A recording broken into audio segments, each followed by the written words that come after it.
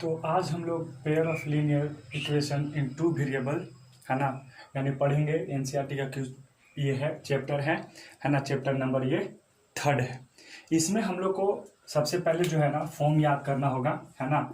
A x plus b one y plus c one equal to 0, a two x plus b two y plus c two equal to 0। ये pair of linear equation two variable का ये form है। इसमें जो होता है यानी A1 B1 C1 and A2 B2 and C2 are real number होता है। ठीक है, इसमें तो सारा चीज हम लोग पता ही है। A1 B1 C1 A2 B2 C2 ये रियल नंबर होता है। एक्स और इसमें बच गया आपका एक्स और वाई, इसमें भी एक्स और वाई। एक्स और वाई क्या होता है? X and Y are variable, यही इसी को हम लोग बोलते हैं। यानी ये जो सारा चीज है A1 B1 C1 and A2 B2 C2 है ना, आर रियल नंबर होता है, रियल नंबर के रूप में होगा। And X and Y are variable. ठीक है, ये हम लोग को इसमें पढ़ना है और ये हमने प्रीवियस यानी क्लास में भी पढ़ा था, जिसको हम लोग 9th क्लास में पढ़े थे। इसको वहां पे सिर्फ linear equation in two variable पढ़े थे। यहाँ पे पेयर पढ़ना है, इसका मतलब कि ये जुड़ा है ना, जुड़वा है, यानी इसको आपको जोड़ा में पढ़ना है हम लोग को यहाँ पे। तो इसमें जो है हम लोग को मेन यहाँ पे ये आपको पहले समझ लेना होगा, इसको दिमाग में पुटअप करिए। इस तरीके से आपका इक्वेशन ये फॉर्म होता है। अब हम आते इसमें आगे बढ़ते हैं। इसको जो हम लोग दो वेरियस टाइप होता है इसका pair of linear equation in to variable का। पहला जो होता है वो होता है आपका ग्राफिक, है ना, ग्राफिक मेथड। ठीक है, यानी पहला जो होता है वो ग्राफिकल, है ना, ग्राफिकल मेथड होता है। दूसरा होता है आपका यानी अलजेब्रिकल मेथड, अलजेब्रिक मेथड। ठीक है, पहला होता है ग्राफिकल मेथड और दूसरा होता है अलजेब्रिकल मेथड। अलजेब्रिक मेथड, ये दो टाइप हम लोग को मेथड पढ़ना है इसमें, है ना। इसमें आप याद कर लेंगे graphical method and algebraic method. पहले हम ग्राफिकल मेथड पढ़ते हैं इसमें। ठीक है, तो आपको जो सबसे पहले मैं आपको ग्राफिकल मेथड पढ़ाता हूं। ग्राफिकल मेथड को भी हम लोग 3 डिवाइड करके ऐसे पढ़ते हैं, ताकि आपको ये इजी वे में आपको समझ में आ जाएगा। तो ध्यान से देखिएगा, ग्राफिकली को हम लोग 3 टाइप में से कर पढ़ते हैं, यानी 3 सोल्यूशन बनता है ग्राफिकली मेथड में। तो सबसे पहला होता है आपका यानी यूनिक सोल्यूशन। ठीक है, एंड सेकंड जो होता है वो इनफाइनाइट मिनी सोल्यूशन होता है, यानी infinite many solution. And third is no solution. ठीक है, ये 3 होता है ग्राफिकली में, unique solution, infinite many solution और नो सोल्यूशन।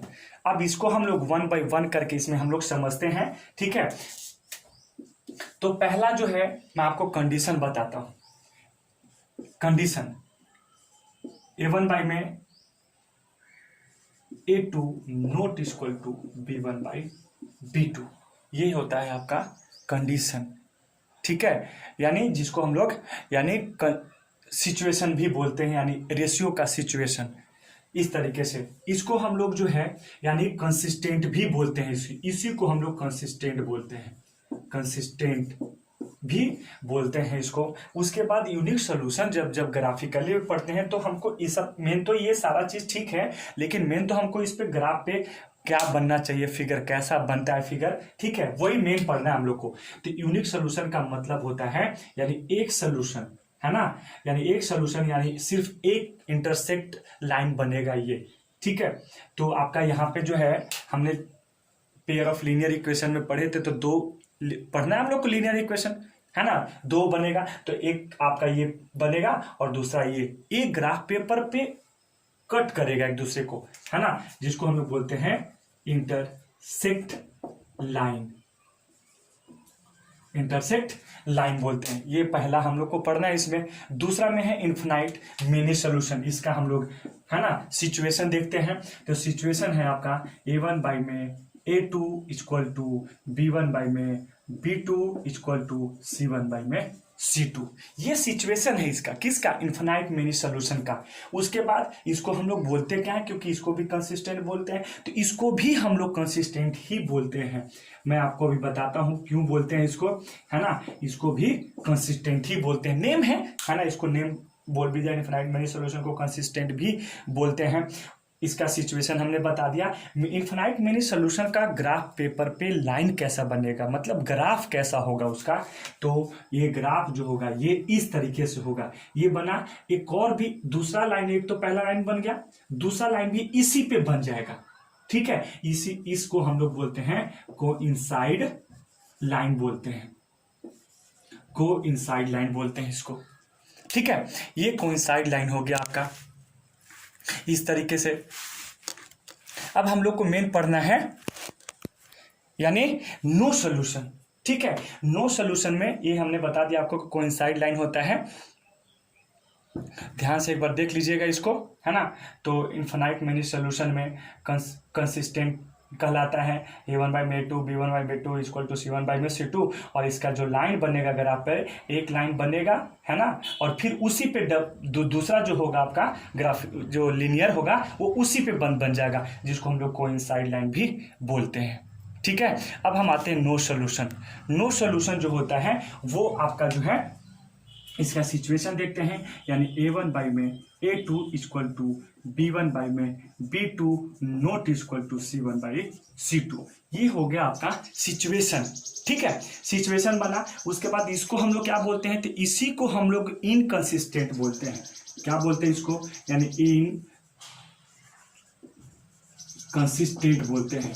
इसको हम लोग इनकंसिस्टेंट बोलते हैं, नो सॉल्यूशन को। और इस ग्राफ पेपर पे कैसा ये बनेगा, अपना ग्राफ पेपर पे लाइन कैसा बनेगा ये, तो पैरेलल लाइन होगा ये, यानी पैरेलल लाइन होगा ये, ठीक है। इस तरीके से इसमें आपको पूरा पढ़ लेना है। पैरेलल लाइन होता है, इसका कैसे बनेगा तो वो देखिए, इस तरीके से आपको ग्राफ पेपर पे ये बनता हुआ दिखाई देगा, ठीक है। तो ये आपका इस तरीके से, इसमें बस आपको इतना ही पढ़ना है पूरा कंप्लीट, इसके अलावा कुछ भी नहीं जानना है इसमें।